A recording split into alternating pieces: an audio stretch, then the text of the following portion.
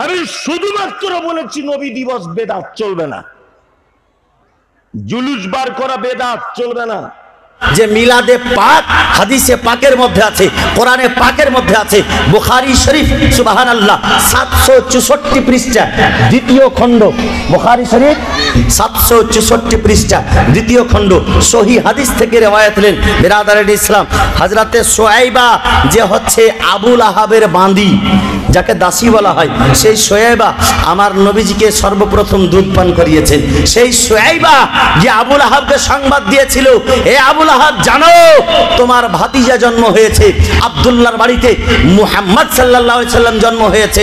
বলে সুয়াইবাকে আবুল আহাব এই শাহাদাত আঙ্গুল দিয়ে ইশারা করে তাকে স্বাধীন করেছিল, তাকে আজাদ করেছিল। কিছুদিন পরে সবাই স্বপ্ন যোগে দেখলো, যখন আবুল আহাবের মরণ হলো, মরে গেল, স্বপ্ন যোগে দেখলো আবুল আহাব তোমার অবস্থা কি? বলে শোনো আমার অবস্থা খুবই খারাপ, আসার পর থেকে ফারিস্তারা টুকাই আর খুঁটাই করতেই আছে, আমার সঙ্গে জাতার মধ্যে পিষতেই আছে, আগুনের মধ্যে পীড়িত করতেই আছে। কিন্তু শোনো যখন সোমবারের দিন আসে, সেই সোমবারের দিন আমার এই আঙুল দিয়ে একটা রস বেরিয়ে আছে, হ্যাঁ এই আঙুলটা রস বেরিয়ে আছে, এমনি সকাই তো আমি সেই রসটা পান করি। কিসের জন্য? হাযা বিইতাকাতে সুয়াইবা, আমি যে সুয়াইবাকে স্বাধীন করেছিলাম, আজাদ করেছিলাম, তার জন্য এই আঙুল দিয়ে রস বেরিয়ে আসে। আর এই আঙুল দিয়ে রস বেরিয়ে আসাটাতে আমি সেই রসটাকে চুষে একটুখানি আরাম পাই। তো গলগলা কাফির, সরা পাঁচা কাফির আবুল আহাব, যার বিপক্ষে কোরআনের আয়াত, যার বিপক্ষে কোরআনের সূরা, সে আবুল আহাব নবীর জন্মের খুশিতে যদি একটা দাসীকে আজাদ করতে পারে, সেও জাহান্নামে যাওয়ার পরে একটু আরাম পাচ্ছে নবীর জন্মদিনটাতে, সোমবারের দিনটাতে। এই বেরাদারের ইসলাম অনেকেই বলে থাকে যে জন্মদিন যে আমরা পালন করি, তো নবী কি পালন করেছেন? আল্লাহ আল্লাহ বলে নবী পালন করেছেন, আপনি জানেন না সেটা আপনার ব্যাপার, কিন্তু আমরা তো জানি নবী পালন করেছেন। সুবহানাল্লাহ।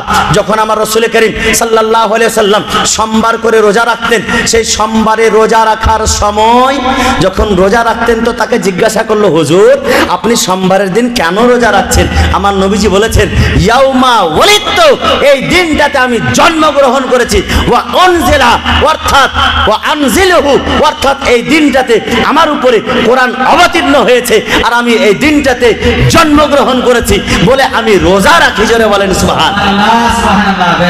বুঝা গেল যে নবীর জন্মদিনটা নবী নিজে পালন করেছেন। তো রোজা রেখে একটা যুগে যুগে সিস্টেম আসছে, একটা নেকির কাজ, যে কোনো কাজ করে যদি নবীর জন্মদিন পালন করেন সেটা কিন্তু বাবা বরকতময় হয়। আমার নবীজি রোজা রেখেছেন, আপনি নফল নামাজ পড়েন, সাদকা করেন, দান করেন, নবীর জন্মদিনে আপনি মানুষকে খাবার খাওয়ান, সুবহানাল্লাহ। নবীর জন্মদিনে আপনি ফাতিহা করেন, আল্লাহ আল্লাহ আমার রাসূল করিম খুশি হয়ে যাবেন, আর নবী খুশি হলে আল্লাহ খুশি হয়ে যাবে। জোরে বলেন সুবহানাল্লাহ। সুবহানাল্লাহ। হাদিস ও কোরআনের মধ্যে, হাদিস ও কোরআনের মধ্যে অসংখ্য দলিল আছে।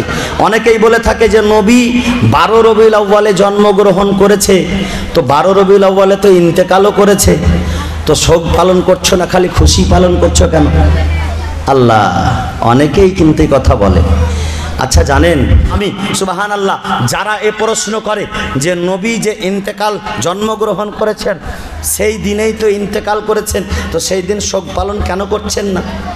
এই কথাটা তো ভুল কথা, যে 12 রবিউল আউয়ালেই আমার রাসূল করিম সাল্লাল্লাহু আলাইহি সাল্লাম ইন্তেকাল করেছেন। আর যদি সঠিক হয় মেনে গেলাম, সঠিক, আলহামদুলিল্লাহ, কোনো অসুবিধা নাই। তা আমি বলবো যে জন্ম আগে না মৃত্যু আগে? আগে জন্ম, আগে জন্মদিনটা পালন করি, তারপরে মৃত্যুটা পরে চিন্তা করব। এক নম্বর কথা। দ্বিতীয় নম্বর কথা, যে আমাদের নবী জিন্দা নবী, হায়াতুন নবী, আমরা শোক পালন করব না। যার নবী মরে গেছে সে শোক পালন করবে। জোরে বলেন সুবহানাল্লাহ। সুবহানাল্লাহ। যার নবী মরে গেছে সে শোক পালন করবে। আমার নবী জিন্দা নবী, কোরআন বলে নবীগণ জিন্দা, হাদিস বলে নবীগণ জিন্দা, নবীগণ মরে না, আমার নবীও মরেনি, আমি শোক পালন করব না। বিরাদারের ইসলাম, মুআজ্জাজ মুহতারাম সামাইনে কেরাম, আরও একটা উত্তর আছে বাবা, শুনে রাখেন। হযরত আদম আলাইহিস সালাম কোন দিন সৃষ্টি হয়েছিলেন গো? কোন দিন জন্ম হয়েছে জানেন? জানা আছে? জানা নেই? শুক্রবারের দিনে। কোন দিনে? শুক্রবারের দিনে। ইন্তেকাল কোন দিনে হয়েছেন? সেই শুক্রবারের দিনে। তবুও তো সেই শুক্রবারকে ঈদ বলা হয়েছে, বলা হয়নি?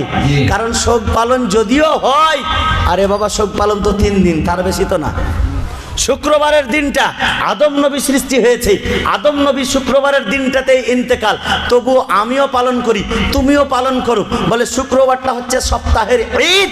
এই বেরাদারের ইসলাম। কিন্তু যখন আমার নবীর কথা আছে তো কিছু চুলকানিওয়ালা মানুষ আছে, তাদেরকে চুলকানি শুরু হয়ে যায়। বলে নবীর প্রতি আদাওয়াত, নবীর প্রতি বুগজ হাসাদ। এই বেরাদারের ইসলাম।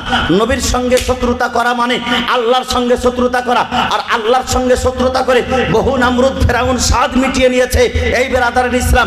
নবীকে মানা মানে আল্লাহকে মানা, নবীকে মানা মানে আল্লাহকে মানা, নবীকে জানা মানে আল্লাহকে জানা, নবীকে বিশ্বাস করা মানে আল্লাহকে বিশ্বাস করা। এই বেরাদারের ইসলাম। গাইবের সংবাদদাতা নবী আমার। গাইবের খবর যখন বলেন, অনেকে বলে যে নবীকে গাইবের খবর ছিল না। এই বেরাদার, জান্নাত আমিও দেখিনি, আমার বাপও দেখেনি, কোনো মৌলবি দেখেনি, কোনো মুফতি দেখেনি, কোনো মুহাদ্দিস দেখেনি। জান্নাত হক হে, আমরা মেনে নিয়েছি। জাহান্নাম হক হে, আমরা মেনে নিয়েছি। পুলসিরাত হক হে, আমরা মেনে নিয়েছি। সুবহানাল্লাহ। হাউজে কাউসার হক হে, আমরা মেনে নিয়েছি। হাসরের ময়দান হক হে, আমরা মেনে নিয়েছি। সব কথার সত্যতা আমরা মেনে নিয়েছি।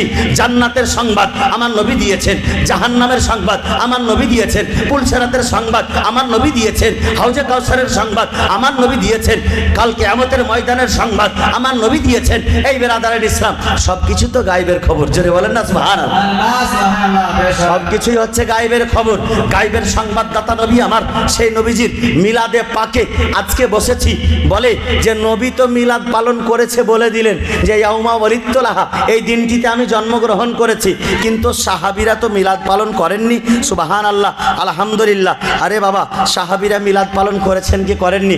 আসেন কিতাবের মধ্যে দেখেন, হাদিসে পাকের মধ্যে দেখেন যে নবীজির মিলাদ পালন সাহাবায়ে কেরাম করেছেন কিনা। হযরত আবু বকর সিদ্দিক নি'মাতুল কুবরা নামক একখানা কিতাব, যেই কিতাবের মধ্যে হযরত আবু বকর সিদ্দিক বলেছেন যে পালন করা তো দূরের কথা, মান আনফাকা আলা মাউলিদিন নবী, আলা কিরাতে মাউলিদিন নবী সাল্লাল্লাহু আলাইহি সাল্লাম দিরহামান কানা রাফিকি ফিল জান্নাত। জোরে বলেন সুবহানাল্লাহ, সুবহানাল্লাহ। আবু বকর সিদ্দিক বলেন যে নবীর জন্মদিবস পালন করা তো দূরের কথা, যারা একটা টাকা, কে বলছেন? আবু বকর সিদ্দিক বলছেন, যাকে সিদ্দিক টাইটেল দেওয়া হয়েছে, সত্যবাদী টাইটেল দেওয়া হয়েছে, সে আবু বকর সিদ্দিক বলেন নবীর জন্মদিনে কেউ যদি একটা টাকা খরচা করে তো কাল কিয়ামতের ময়দানে সে জান্নাতে আমার বন্ধু হবে। জোরে বলেন সুবহানাল্লাহ, সুবহানাল্লাহ। আচ্ছা, হযরত আবু বকর সিদ্দিকের বন্ধু কে কে হতে চায়? একটু হাত উঠান তো। হাত উঠাবেন না? আবু বকর সিদ্দিকের বন্ধু হতে চাই না? হাত উঠান না ছেলেরা, পুরুষেরা সবাই হাত উঠান যারা আবু বকর সিদ্দিকের বন্ধু হবেন। যদি পারেন তো একটা করে টাকা দেন। আল্লাহ পাক জানো, আল্লাহ পাক জানো আবু বকর সিদ্দিকের বন্ধু বানিয়ে দেয়। 100 টাকা 500 টাকা যা আছে আজকে নবীর মিলাদে দিয়ে যান, চটচট করে মিলাদ